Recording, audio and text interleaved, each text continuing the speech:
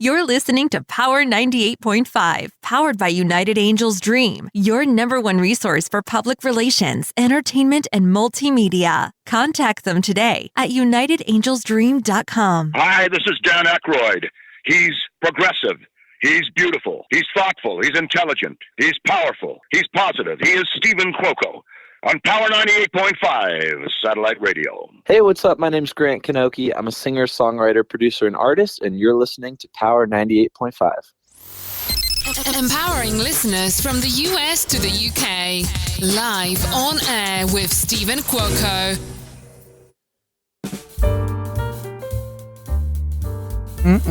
Good morning, good afternoon, or good evening. You are listening to Live on Air with Stephen Cuoco on Power 98.5 Satellite Radio and Biz Talk Radio. All great things, Power 98.5. Download the app, tune in on Alexa. We're also available on Amazon Music, reaching top 10 in 2024. Biz Talk Radio, you can head on over to biztalkradio.com. But we always would like for you to start here first on power985.com. And remember, you can either on the app or on a website, click the messenger in the bottom right-hand corner, send us a message, share your love, send a note. And if you have any show ideas or would like to be a guest, definitely message myself or someone over here on my team. It's a nice, calm, subtle day. I'm doing things different. I'm starting to, not starting, but I'm going to be more grounded. I want to have more of that warmth. And I've noticed by reflecting on a lot of my work in 2024, I appreciate it. I'm grateful for all of the guests that have been on my show this year. Big shout out to everyone who have shared their vulnerability, their transparency. And what I've learned in my, with myself is there were moments in my interviews where I had highs and I had lows, and you're always going to get that. But at the same time, I noticed there were moments where I was not grounded or centered, and I was in the moment, filled with passion, as I encourage everyone to be and everyone to have. But we did change studios, and I'm going to be more cognizant of just where I'm at emotionally. And I just want to bring it in. I want to stay more in my body. I want to stay more, like I said before, I'm slightly redundant, but it's worth it. That grounding. It's because so many times we talk and we get into a space or a place to where we just go outside of ourselves. And that's okay. But I do encourage people, especially those that are very intuitive, empathic, kinesthetic, introvert, always check in with yourself, because sometimes releasing and letting go and expanding yourself is healthy and it's good. But also at the same time, I just think that it just serves better, especially when you're in a creative space and you want to be present with people. Bring it in. Instead of exploding, bring it back in. Don't implode, but I would say just bring that grounding and centering to the core.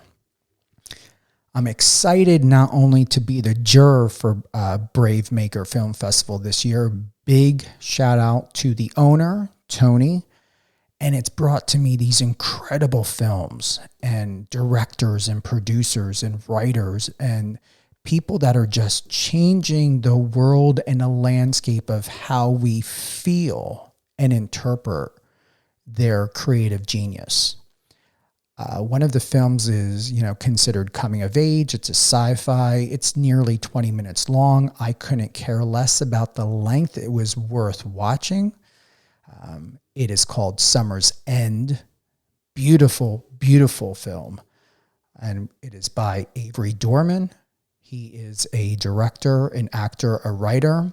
He just recently graduated from, and I have it here. Hold on for a moment. Where did you guys put my notes? It's a San Diego University, right? Yeah, San Diego State University. He did go to UCLA. He obtained a certificate, he told me, at UCLA. We're going to find out more about that. Avery, welcome to Live on Air with Stephen Cuoco on Power 98.5 Satellite Radio and Biz Talk Radio. It's an honor to have you with us today. Well, it's an honor to be here. Thank you so much. I paid someone to do your notes. So there's like 3 different San Diego colleges all right in the same spot. And we all kind of fight for who gets the rep around the town. I love San Diego State. I love UCLA. So blessed and fortunate to have been able to go to those schools. So blessed and fortunate to be here today. Thank you for having me. Well, and if you don't mind, this is your first official radio interview.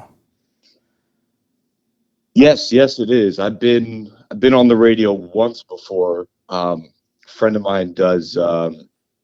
He does sort of this music show at Chapman, and so I got to come on and be a guest DJ there like 2 years ago. So that was pretty fun. But this is the first real sort of like I'm on air, I'm getting interviewed, and it's exciting.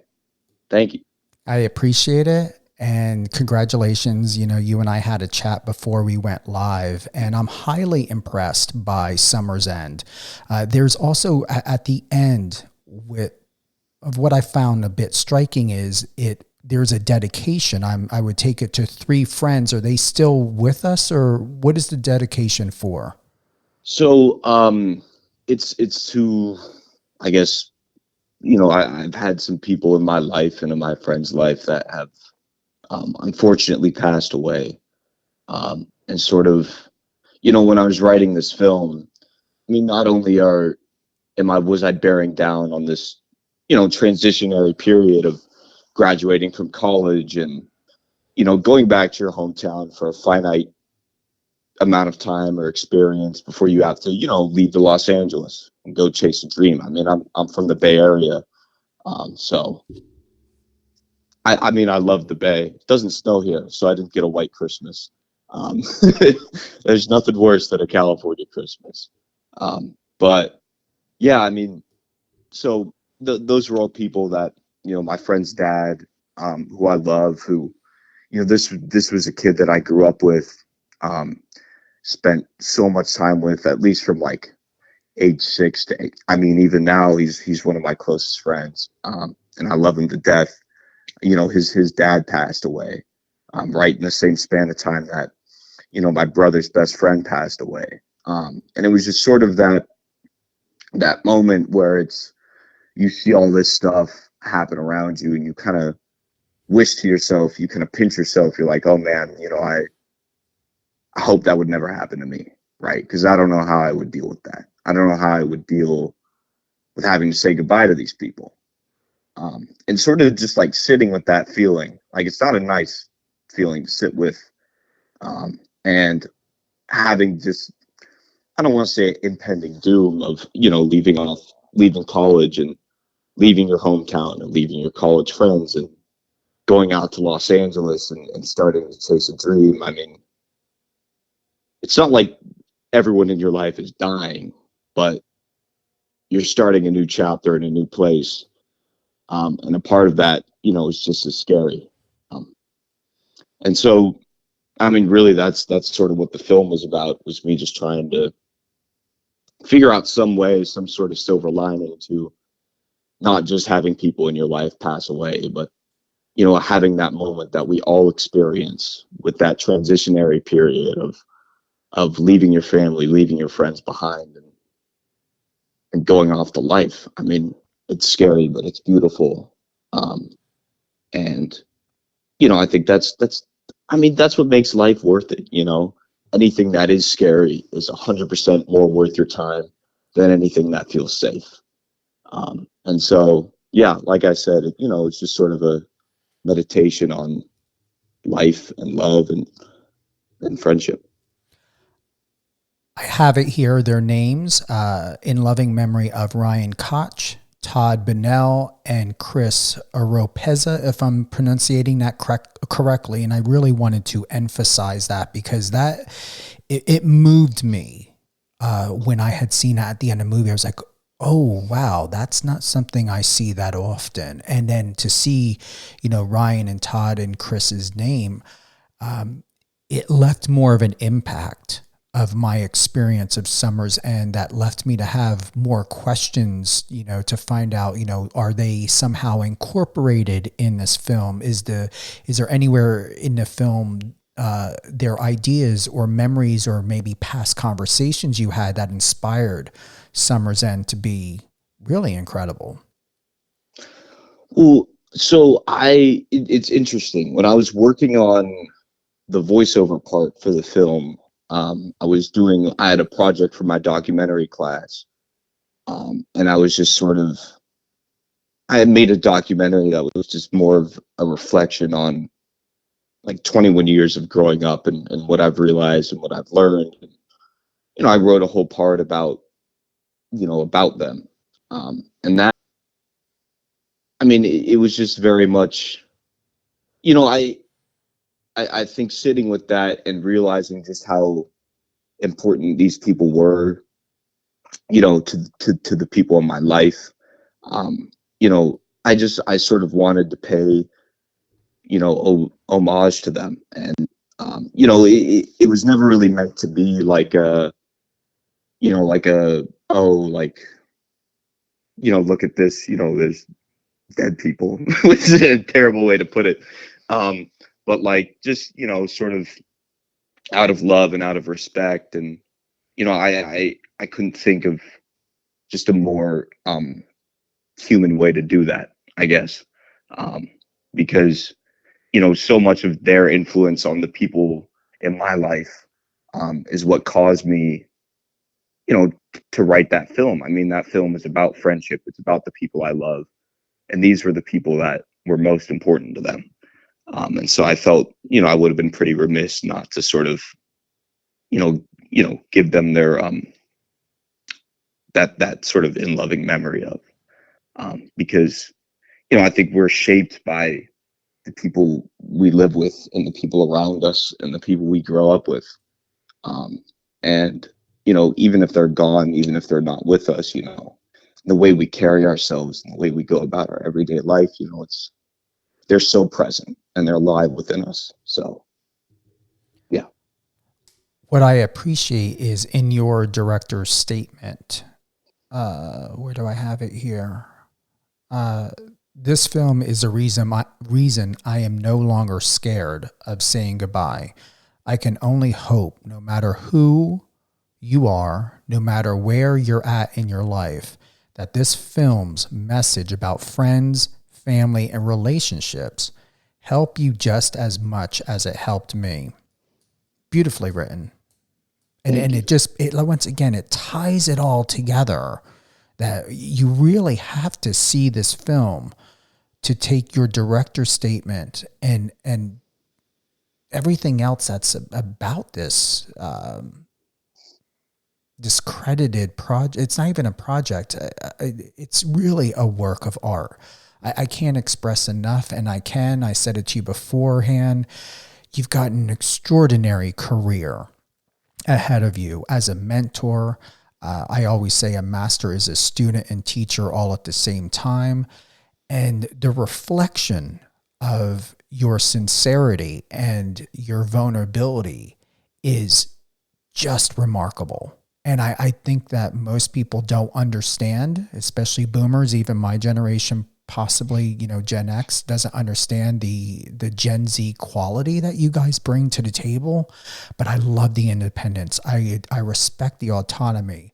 I see the value, and you are an extraordinary person, Avery, that don't ever doubt yourself. And if you're in situations where someone is having you question who you are, take that as a positive sign for you to calibrate or recalibrate the fact that you're not here to be a missionary for other people at your mercy.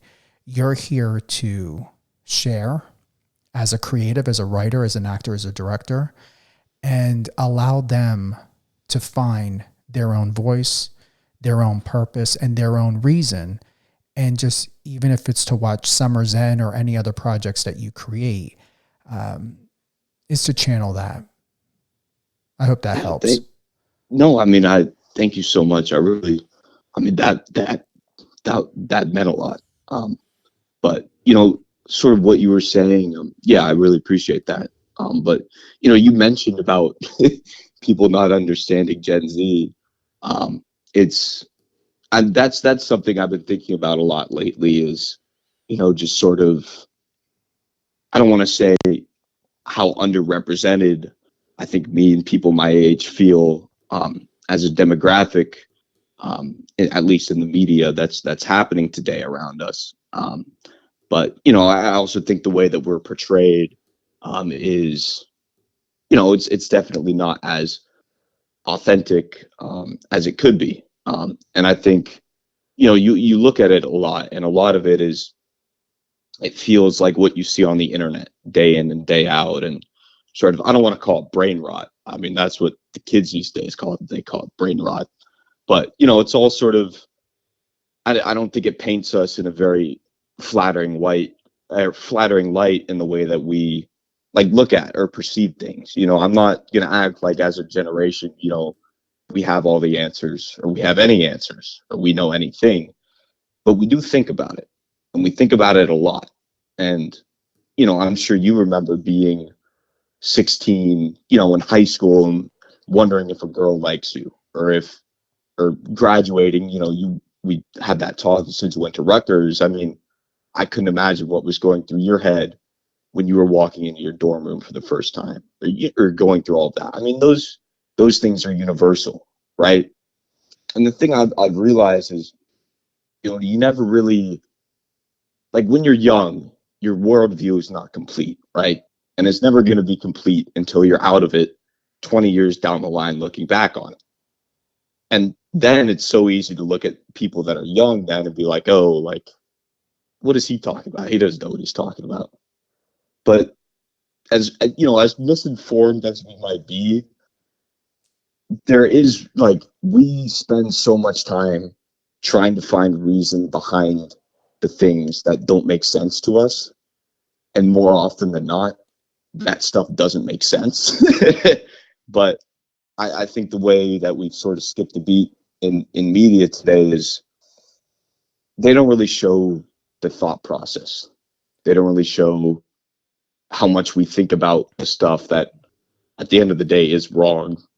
Like, it's not a correct worldview on love or friendship or any of that. But so much of life is learning.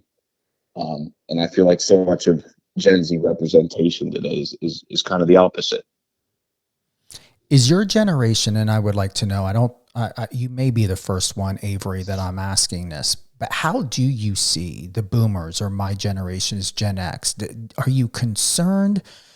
Do you feel that you and your generation are alone in this world right now? I mean, I would say, I wouldn't say that we're alone. I mean, we, at least in my experience, like, I love the boomers, and I love, all of the older people in my life and around me. And I think we have such a tremendous respect, for all the generations that came before us. I mean, they laid the groundwork. My mom has been working, 30, 40 years now, so I can go to film school. You know what I mean? Like, we have so much love, so much respect, for all those people, for all those generations that came before us. I mean, it is a bit concerning what we've been left with the climate and stuff, but I'm not going to go down that route right now. But yeah, I mean, it is kind of, I don't want to say it kind of hurts, but we talk about it amongst ourselves that we're working super hard, and all we see reflected back at us in the media is that like, we don't work hard, or we don't want it bad enough, or we're lazy, and that our generation doesn't know how to work. When I just put a year and a half of blood, sweat, and tears into a film to hopefully let it speak, to speak to people and hopefully find some sort of meaning to a problem that I was dealing with.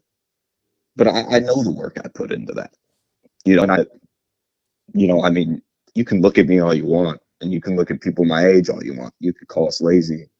But I never think that outside perception should define you or a generation. And I think as time goes on, um, you know, it's going to be wrong. I mean, every generation looked at the younger kids and were like kind of freaked out by what was going on. You know what I mean? So, I mean, that's just human nature. So I don't think any of us take it personally at all. How do you feel of where the direction is going in film? Do you believe that there's a lot more care the way it used to be, like say in the 70s, 80s, and early 90s? Or do you feel that the industry just wants to make a quick buck and is not too interested to put more care into who, where, why, what, and when of who's involved in a project, such as a set designer or makeup artist and hairstylist? What are your thoughts? I mean, I think, I want to say I would say there is a lot of care today. But I also think if you ask anyone that works in the business, they'll say things are kind of oversaturated right now. Just in the way that so many people have more access to getting films made. So there's so many more films being made. So at the same time, you have more of a chance for there to, be films that people don't like getting made.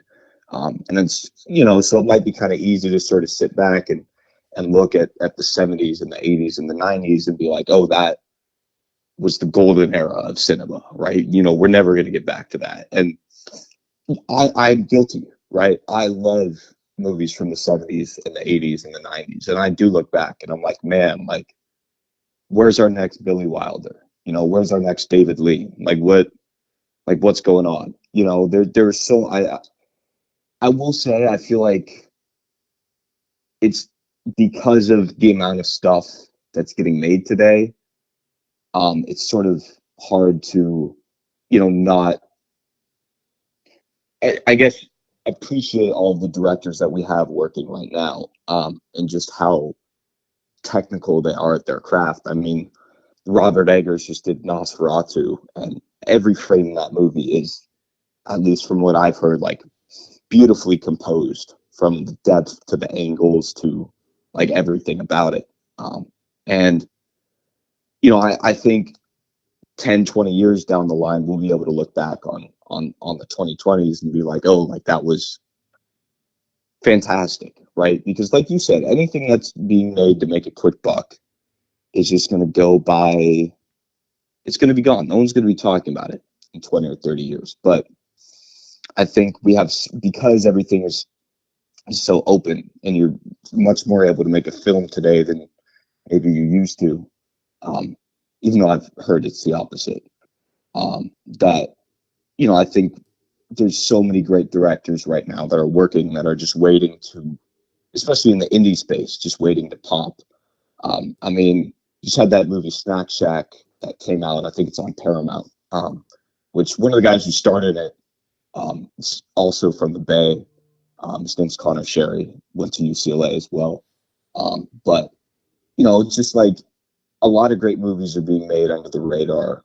And so I think it's easy to look at, some of the big ones that people are maybe lampooning right now and be like, oh, like everything's dead, right? The industry is gone. But I mean, maybe it's youthful optimism, but I don't know. I think there's definitely care. I think you just got to find the right places to look. What I'm impressed by, and thank you for that. And for those that are tuning in, we've got Avery Dohrmann. He's an actor, director, film director, and you do producing as well, right? You produced your film Summer's End. Yeah. Oh, well, along with my producing partner, Ismail Hacking, who is, he's like the hardest worker I know. Like, you walk into a room and you see that guy, you're like, wow, that dude's really handsome. Like, what's he doing here? And then he works really hard. He's fantastic. I love the guy. He's got a real estate video production company that's I mean, they work with a lot of big clients and stuff. They're called Rev Productions. But he's just awesome, man. But yes, yeah. So him and I, we produced the film together. He sort of let me, at least a lot. He really shouldered a lot of the during prep. I had one of the things I did for this film was I hand drew out every shot, which took about 4 or 5 months, just to make sure the compositions were right. And we were creating depth and, just making sure, like with the camera movements, the whole point of a camera movement is to just go from one composition to another, right? And so you have to make sure you know what those compositions are and making sure that it's detailed. And so doing that took a lot of time. And, before we shot the film, I cut the film in Google Slides, which is not very efficient. I should have done it in like Premiere or something else. Yeah, he sort of took on a lot of the more scheduling, producing duties and stuff while I was, working on all of that stuff. And so having him on the team was so helpful. I can't really put into words how awesome it was to have him on the team. Production budget, which I was impressed by, was $7,000. It doesn't look $7,000. It looks a lot more than that. Share with us, if you can, Avery, was that more of your own money? Could you share with us, did you do any crowdfunding? Was this GoFundMe? How would you recommend procuring funds or any sort of assets, a budget to be able to do a film like this or something bigger? Well, I mean, I think for anyone, it's not about the camera you have. It's not about, the locations or any of that, right? It's about, it's really about what you put down on paper before you go shoot a film. If you're drawing out your shots and you're like, oh, that look, so much of what makes something cinematic, right? It comes down to sort of technically what you're achieving. It's like what the frame is, right? What's in the foreground, what's in the midground, what's in the background, how are we breaking things up into different thirds, and, how are we doing it with intention, right? Like, okay, great. Like you've made a shot that looks beautiful, but it's like, why? Like, why is that there? Or why is this over there? And, that's like, if we're talking about bones of making something cinematic, right? You like start with the composition, and, the whole point of camera movement is just to connect multiple different compositions and stuff. So you just keep drawing shots and making sure they look great on paper, and then you'll tie them together with your camera movement and stuff. And like, to me, that's what makes something cinematic, is the way that you design something almost as if it's like a painting, right? Like every frame is a painting. And at the end of the day, it doesn't matter what your budget is, how much money you're working with. If you put the time in during the prep to be like, okay, like, I know what this shot is. I know why this shot is here. I know why we're moving from this to that. Or maybe, like there's a beat change in the scene. And right when that happens, we pull back to like a wider composition. Like it's, that is not budget dependent. It's just time dependent. And I think I was very lucky that as a student, you kind of get all the time in the world. You're in school for 4 years. I mean, you can sit down and keep making a film on paper and keep being like, no, I don't like that shot, and chucking it out the window. Because, I mean, I found the more I storyboarded, the more I studied, the more I watched movies and just tried to reverse storyboard them when I found a shot that I liked. Just understanding what the types of compositions they were using were and how they were camera moving between those, and how, sorry, I'm kind of rambling about technical stuff, but it's like, you have all the time in the world to draw that out. And that's, budget doesn't restrain you from that. what budget does restrain you from is, it's sound and it's color, which are both so important. And, you also need to find actors that are willing to sort of come along for the ride with the prep that it takes to, if you want to storyboard everything out, you kind of have to stage everything first, or most of the stuff. I mean, we're shooting out in the desert. There's not a lot of things that can easily create depth out there or composition, because it's literally just you and then nothing behind everyone. So it's, one of the things we had to do, because you're trying to create these complex compositions and stuff, to really make film feel cinematic. One of the things, we had to stage everything out first, and then, you record the staging and the blocking and all of that stuff.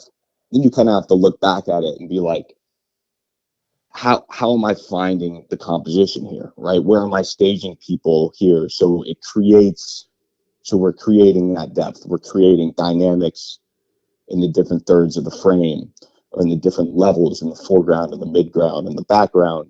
But how can we keep that meaningful and keep it authentic and keep the staging real? And it was a headache. It took like months to do that. And I was just very lucky that, I had a cast that was willing to show up every day for rehearsal and was willing to put in that extra time and did it for free. That's a luxury.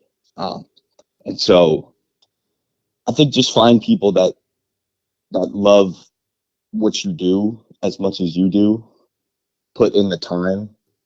And I don't, budget, your budget won't define you.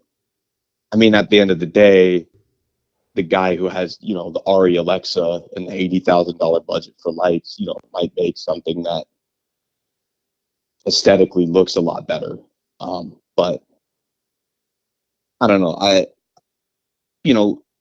At the end, like, you'll still be able to make something that is special and is meaningful for you, and, has that prep and has that touch and that feeling to it.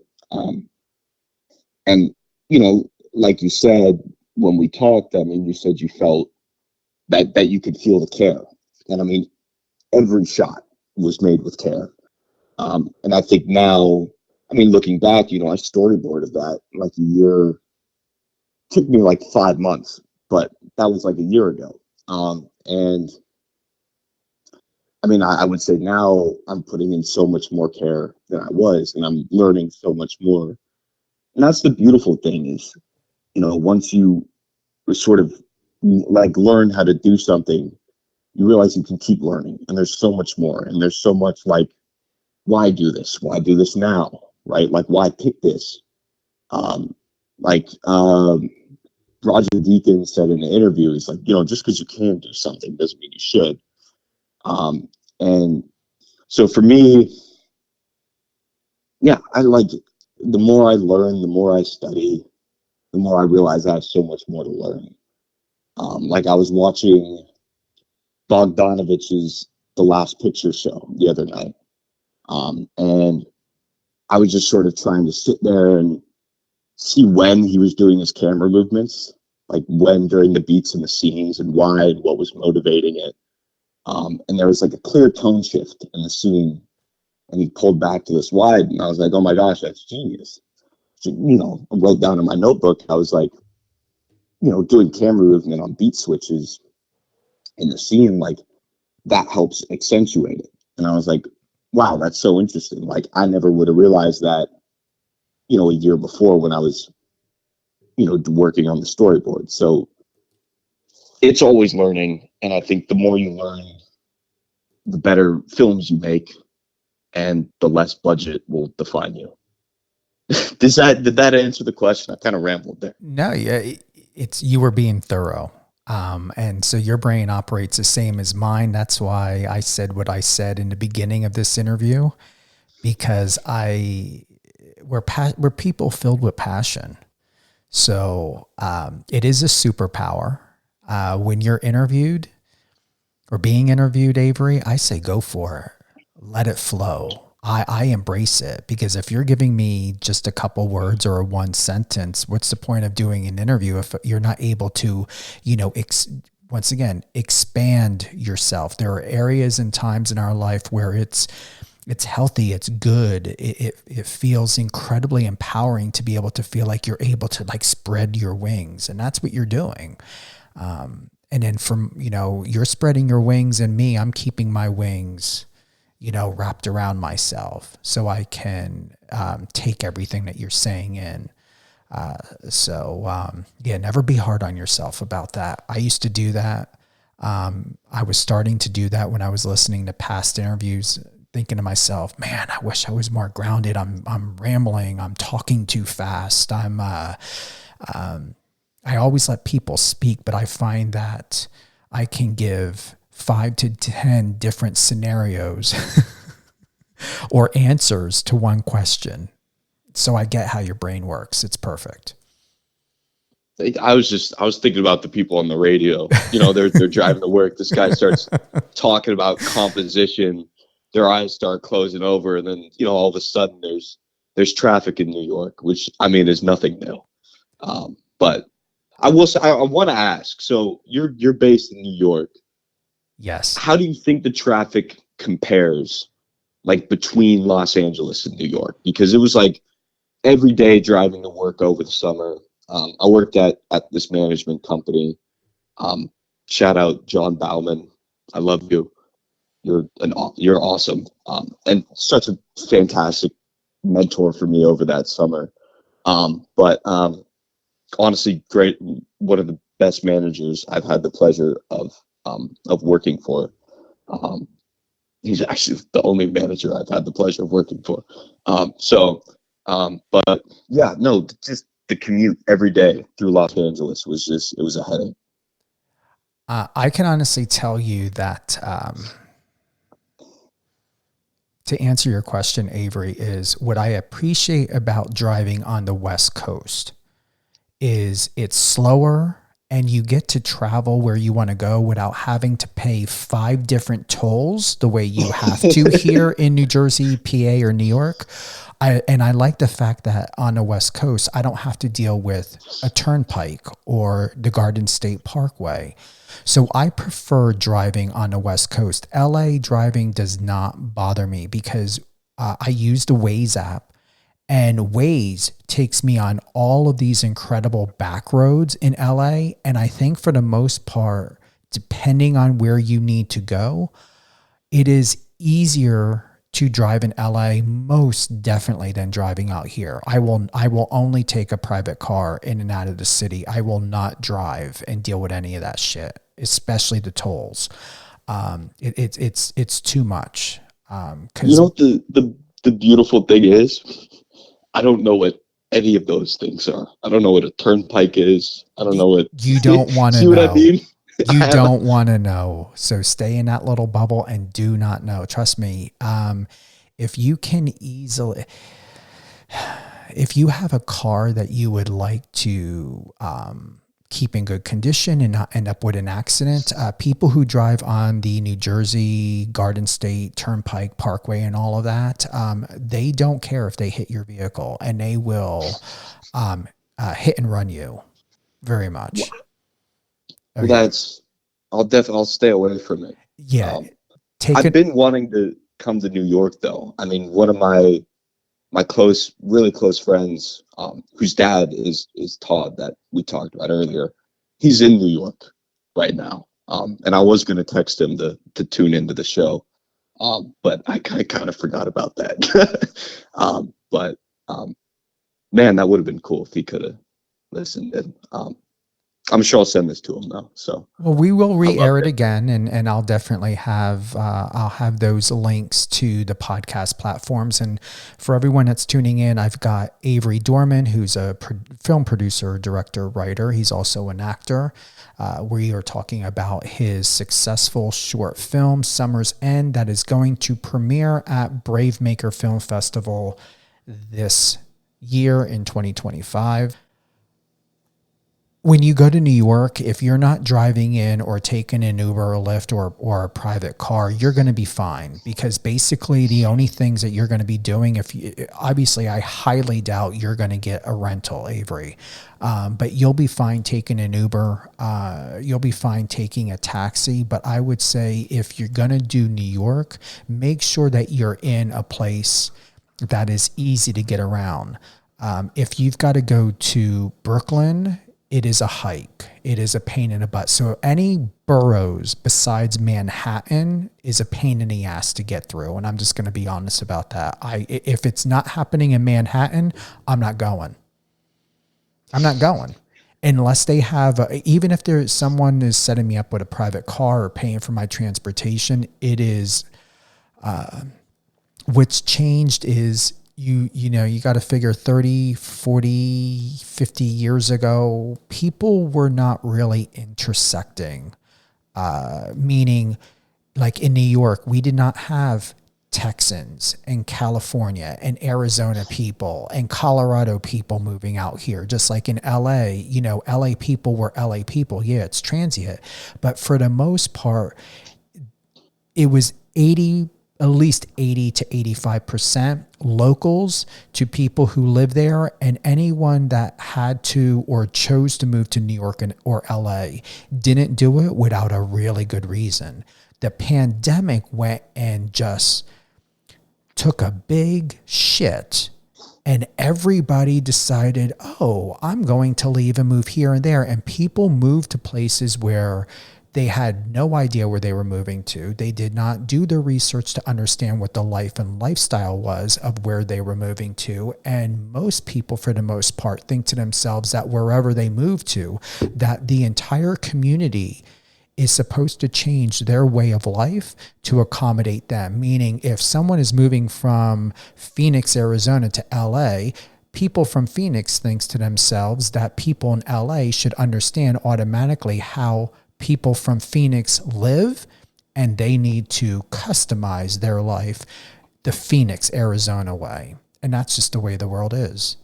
People move here. I live in a country, and they think that they can live the way they do in New York in a place where it's farmland, animals, people are out there shooting guns and stuff. You go to bars, guaranteed someone just got done, cultivating their land or hunting deer.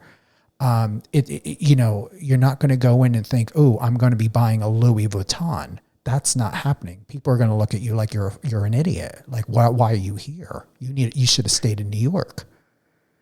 Yeah, oh man, I was visiting a friend of mine in Virginia like 2 years ago over the summer. We went into a Walmart to go buy, I think it was cereal. We were buying cereal or something. And on the other side of the Walmart, they just had AR-15s that you could buy. And I was like, what kind of world did I just walk into where I can buy a Slim Jim and a Glock 40 at the same time? Mm-hmm. You know what I mean? Oh, we got those places here in Jersey. I'm from the West Coast, and so it's everything here is it's like rolling hills, and you want to go anywhere, you have to drive 30 minutes. It's like, oh, you got to go to the hospital. Too bad, that's a 30-minute drive. Oh, you want to go get some food? Guess what? You have to drive 30 minutes. Everyone I've met that's from New York and has come to the West Coast says they love New York so much more because it's a walking city, right? You can take the train, you can take the trolley. You could take the subway. Mm-hmm. Definitely heard questionable things about the subway, but it's, here, you have to drive everywhere. But the one thing I don't miss, just in going to other places is everything here is sort of rolling hills. And I just remember being in Virginia and I had a layover in Dallas. But just looking out and being why is everything so flat? This is really stressful.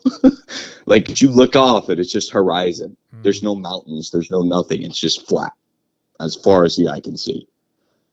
And it's kind of terrifying. I would say if you don't prefer that, then you and I are we are a lot alike or close to being alike in a way where I've done the drive from Vegas to LA and LA back to Vegas. It is a scary drive for me because it is miles upon miles upon miles before I see a gas station. And let me rephrase, I did the drive twice. The second time I did the drive was with a friend, and I was nearly almost out of gas. No matter how many times I filled my tank up, I was nearly out of gas, and I wasn't too sure if I was going to make it to a gas station.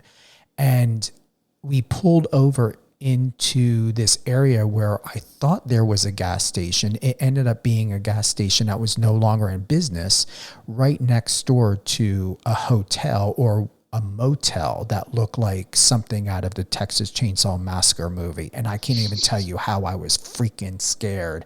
Like literally, I mean, Bob was in a vehicle with me, and I said, I said, I think I'm going to be having a panic attack. I said, how can we come upon a gas station that doesn't exist anymore? It's non-operational, but yet we're next to a motel, and Jed with his chainsaw can come out from any one of these rooms or buildings and chop us up. I mean, it was that fucking scary. Yeah, when I was in Virginia, we were sort of like we were driving. My friend picked me up from the airport. We were driving for like 2 hours, and we were in the middle of nowhere, Virginia, and we're driving, and there's all these literally like broken down houses from what looked like the late 1900s, right? Like 19, well, that's the early 1900s, but like 1910s, 1920s, like something had been burned down and had never been built back up. And as we're driving, I'm like, man, like I really need to go pee, but I really don't want to go pee because I feel like if I step out into this, like if I step off into a gas station or something, like something's going to grab me, I'm going to get kidnapped or something. And so we pull off, we finally make it to a gas station, and we're in like the middle of the woods. The gas station looks like you pulled it from like 1905, put it there, gave it like working gas stuff, and then just kind of left it there. And I was like, all right, like I'm going to go use the bathroom. So like I exit the car, I'm walking, and for some reason I just hear people yelling and screaming. I don't see anyone. I just hear people yelling. And I'm like, well, this is fantastic. Like, I can't see who's yelling. I can't see who's screaming, but I know it's happening. And keep in mind, it's like 1 a.m. right now, too. And so I walk in, go into the gas station. There's a lady at the counter behind like bulletproof glass. And like, like the sheets that they draw in front, like the metal sheets, that's there as well. And I was like, well, this is great. So I use the bathroom, and I open the door. And the moment I open it up, standing there, just directly in front of me, is like this 75-year-old man, who just appeared out of nowhere. And like I make direct eye contact with him. He's like, hi there. And I'm like, hi. I just ran. I ran out of the gas station. I don't know where that guy came from, but he did not go into the bathroom after me. So I do not know why he was standing. And you never underestimate people like that either, that just happen to show up on you. I mean, you never know. I mean, it could have been an alien. That's true. I mean, they do have a habit of randomly popping up. Oh, yeah, they do. So you brought up being out in the desert. Here's not a fun story for me from shooting, but on our last day of filming, we were about like 20 minutes out from the road. Just sort of, again, middle of the desert, where we were filming. And we were shooting in January, and I had for some reason made the decision to, I mean, you saw my character's outfit in the movies. It's like sweatpants and a wife beater, or tank top. Sorry, shouldn't say that. But I didn't wear sunscreen. I didn't wear any of that. We're out in the desert, so there's no shade or anything. Because, I had been directing since 5 a.m. It's now like 2 or 3 in the afternoon. You kind of get like this spike of adrenaline when you're directing, and you just get in this zone, and you just like, everything is the film. And so like, you don't really pay attention to the fact that you haven't eaten in like 7 hours. or you haven't drank water in like 8 hours. And so the night before we had gone out to film, I decided to make everyone on the cast and crew make them sandwiches for lunch. And so I'm like, took me like an hour and a half to make everybody sandwiches and put them in this cooler and stuff. And we ate them for lunch. And I remember like 2 or 3 hours later, we're like filming this scene and I'm getting super nauseous. Right. And I'm like, man, like I should not have made those sandwiches. Like, it's like, I don't know why I took that upon myself. And our boom op, like, you know, takes his boom down. He's like, Avery, look, like, I'm getting super lightheaded from the sun. Like, I need to go lie down underneath that bush over there because, like, I think I'm gonna pass out. And I was like, wait. I was like, what do you mean? He's like, I think I'm getting heat stroke. And then it hit me. I wasn't nauseous because of the sandwich. I was nauseous because I'd been out in the sun for 9 hours without drinking any water and hadn't put on any sunscreen. I was getting baked alive.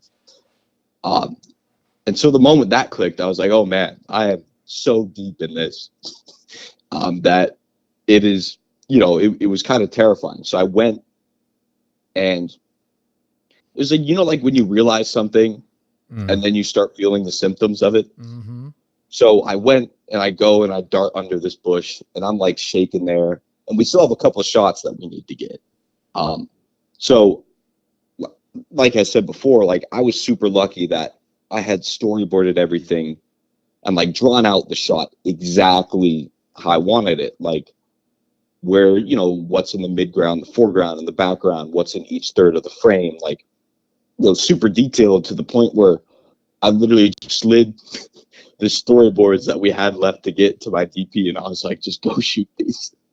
Like, I'm going to be suffering here, but just like go. Because, you know, if you prep to the point where if you died, they'd still be able to shoot the movie, it's a good point to prep to. And so I was just super lucky because of that. But yeah, I got the worst sunburn of my life.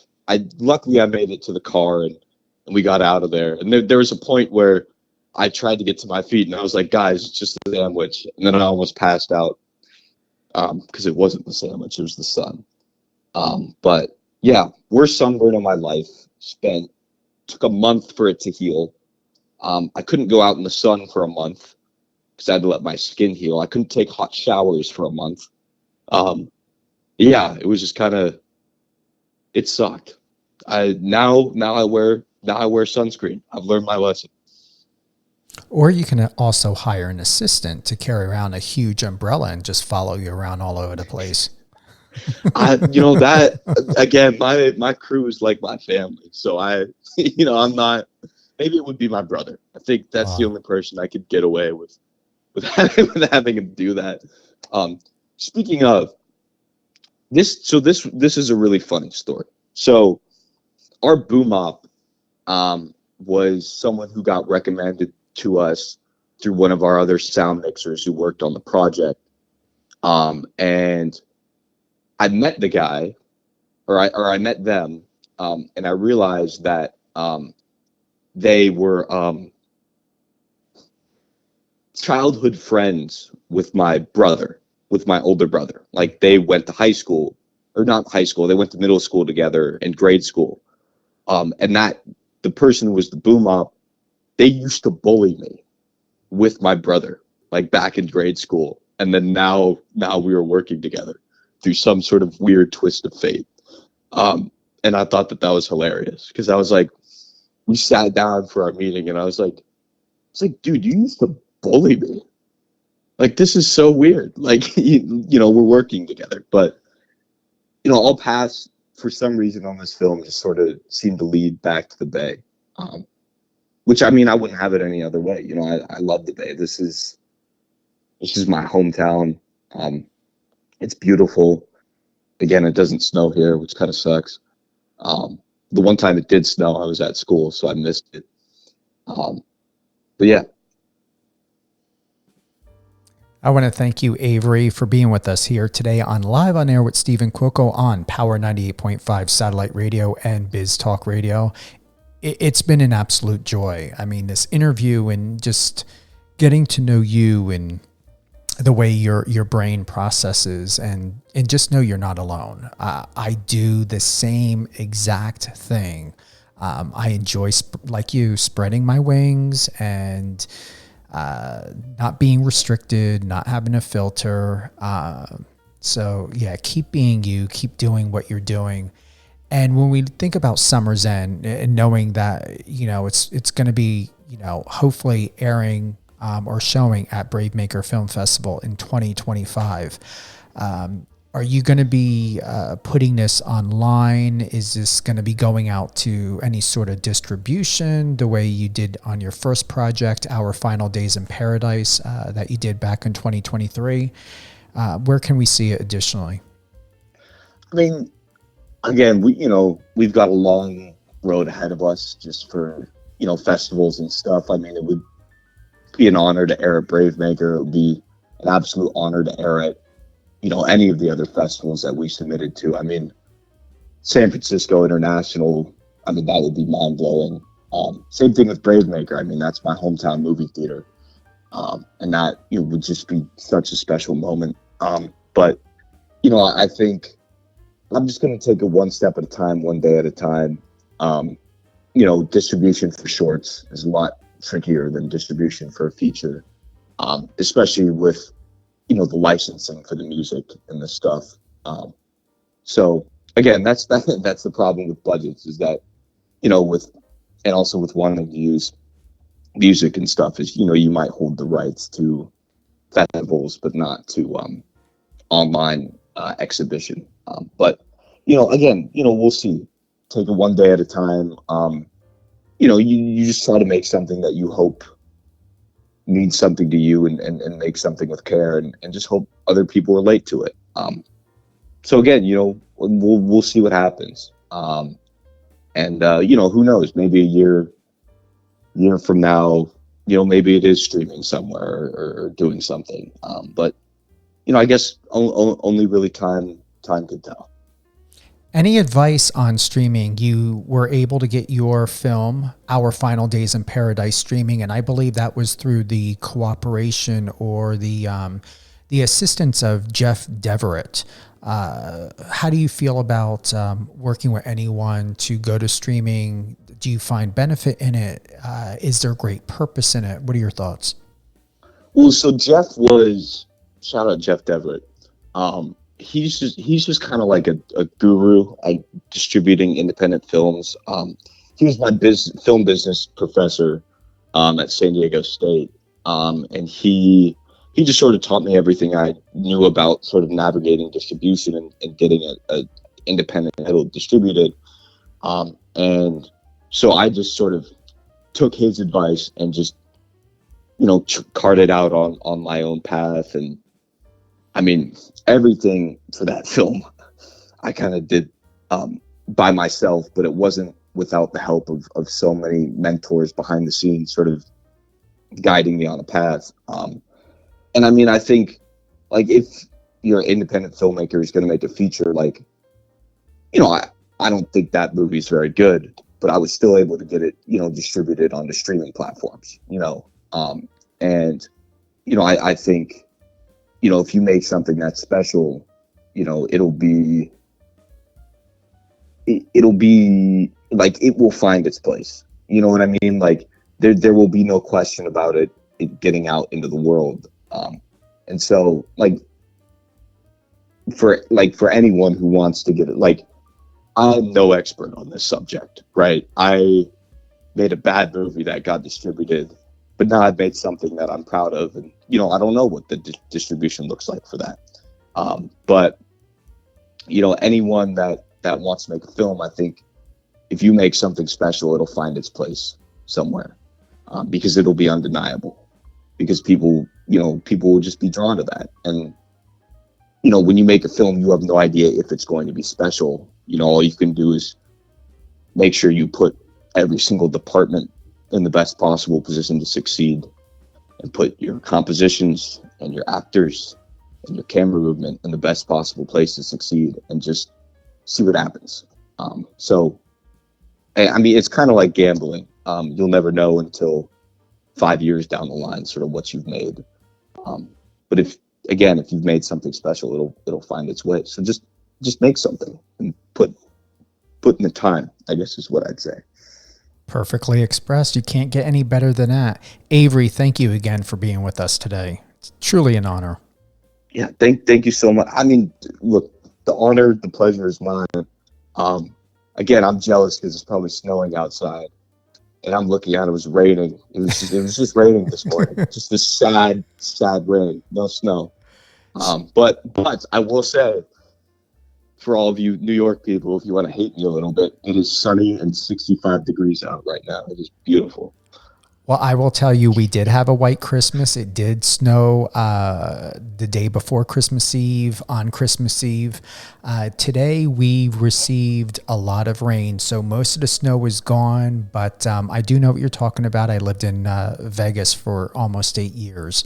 But I would say that it was a beautiful experience to have a white Christmas this year. So that wasn't a touche because of what you told me. It's just to say that I hope that you do come out to the East Coast sometime, because it's a beautiful experience to have both, to be having a winter, but yet not dealing with the Northeast weather, or even Colorado. I don't know if you've ever been to Colorado in winter, but it's more brutal than out here. They're cold. Their winters are insane. I would never live out there again, but I'm appreciative of learning a new way of life. But yeah, we did have a white Christmas. I wasn't too sure if I should say that to you or not. I mean, look, I feel like that's sort of the California like catharsis. You know what I mean? It's like you look at all these other states and you're like, wow, like if only I could live there. And then everyone from all those other states comes to California and they're like, what is wrong with you? Like, you're so stupid. Why do you want to come here? Like, what? You're dumb. Like, it's 65 year round. There's no seasons here. Like, it's just beautiful. And I'm like, yeah, that's the problem. They're like, no, you don't get it. Like, there's guys out there playing football in -6 degree weather in Buffalo, and I'm out here, it's 60 degrees at night, and I'm like, oh man, that looks cold. Like, yeah, you live in California. So that's the thing is, I feel like living in California, it's like, it's inescapable. You know what I mean? Like, you don't have a reason to go anywhere else because the weather's not going to be better. You just visit places where you're like, oh, this is cold, and then you go back to your nice little, spot under the sun. Yep, exactly. Avery, I look forward to doing this again with you. Yeah, thank you so much. I mean, this was awesome. I hope it served you well. So was it everything you expected and more, I wonder? Yeah, I mean, you never know what any of this is going to be like, sitting down, going on a radio show, any of that. But I mean, you've been just a fantastic host, done a fantastic job, just with all the questions and stuff. And I mean, yeah, this really meant a lot to me. As human beings, we're never really able to fully express our gratitude in the ways that we want to, because there's only so many words in the English language. But I just want to let you know I'm very thankful for you having me on here. You're welcome. I feel the same. Thank you to everyone who's tuned in to Live on Air with Stephen Cuoco on Power 98.5 Satellite Radio and Biz Talk Radio. If you want to listen to this episode, definitely check the schedule on Power 98.5 by going to power985.com.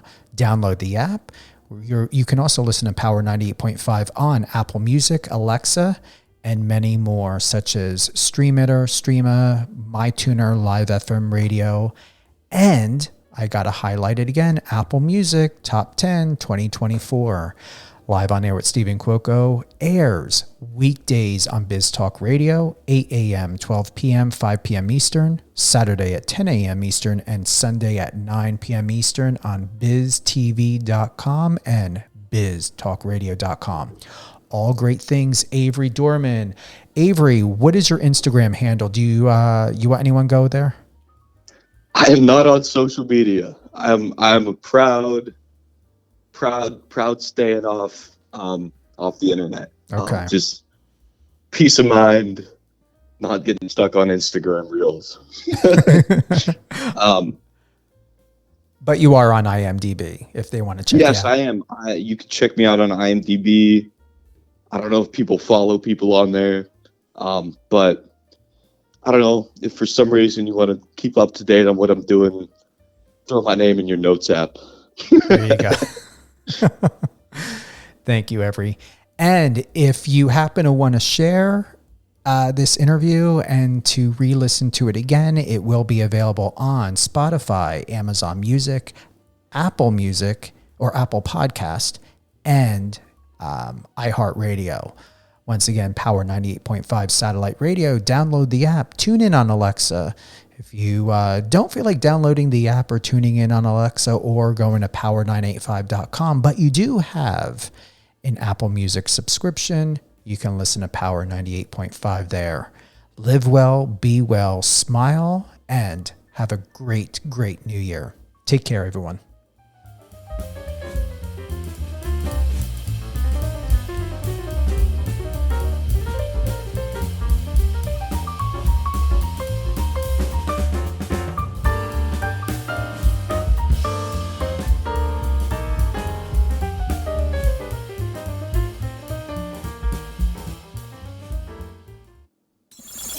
Friend us on your socials and let's connect.